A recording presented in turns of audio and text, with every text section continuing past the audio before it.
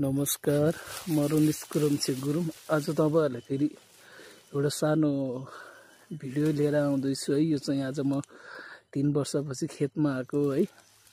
के रे परालको भारी पराल लिनलाई धान चाहिँ अस्ति नै ल्याइसक्यो।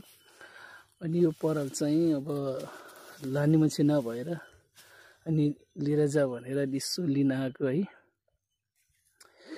अनि हेर्नुस् त त्यो पारी सबै खेत थियो है पहिला। अहिले हेर्नुस् त पुरा बाँझो छ है। त्यो देखेको खरबारी जति पनि सबै पहिला खेतै खेत थियो है। अनि अहिले चाहिँ नि मान्छे नभएर अनि सबै बाँझो के रे खरबारी आएर हेर्नु त्यो बिचमा अलिअलि गरेको छ है। अनि तपाईको त्यो पारी देखेको डाँडा छ नि मिर्लुङकोट है, पुलिमरङ। अनि तपाईको त्यही यता देखेको डाँडाहरु चाहिँ नि हाम्रो यो लमजुङ चराजिता सातबारी है। अनि तपाईको त्यो माथि देखेको चाहिँ नि सल्लाघारी पनि इजरा डाँडा हो है। अनि त्यसपछि तपाईको यो खेत चाहिँ नि हाम्रो पहिला आलेढाप भन्ने।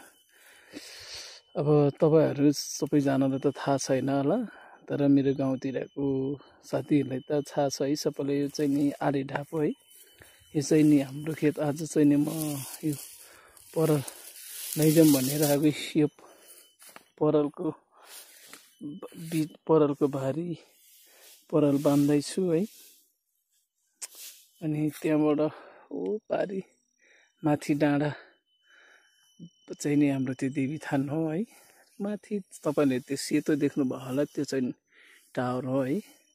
अनि त्यो तल सबै अब गुरुङ गाउँहरु रामाटा माथारा सेरा भन्ने हो, तर पुरै जंगल भएर एउटा घर पनि देखेको छैन। अनि तपाईको त्यो पारी त्यो खरबारी देख्नु भएको छ होला, त्यो चाहिँ नि जिता डाँडा हो।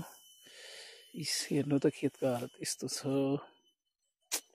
त्यही भएर अब युवाहरु जति चाहिँ सबै खाडीतिर है, अनि बढीहरु जति बजारतिर, अनि गाउँमा बुढाबुढी बाआमाहरु। अनि तपाईको माथिको नि पुरै खेत हो है। अहिले खरबारी छ। यो भन्दा माथि हाम्रो स्कुल छ है। अब स्कुल चाहिँ नि यो डाँडा यो घारीले नदेख्दो रहेछ। म चाहिँ नि यो खेतमा आएर यसो एउटा भिडियो बनाएको। यी खेतहरु चाहिँ नि यस्तो छ। आज ल तपाईहरुलाई चाहिँ नि आज म यसो मेरो गाउँको यसो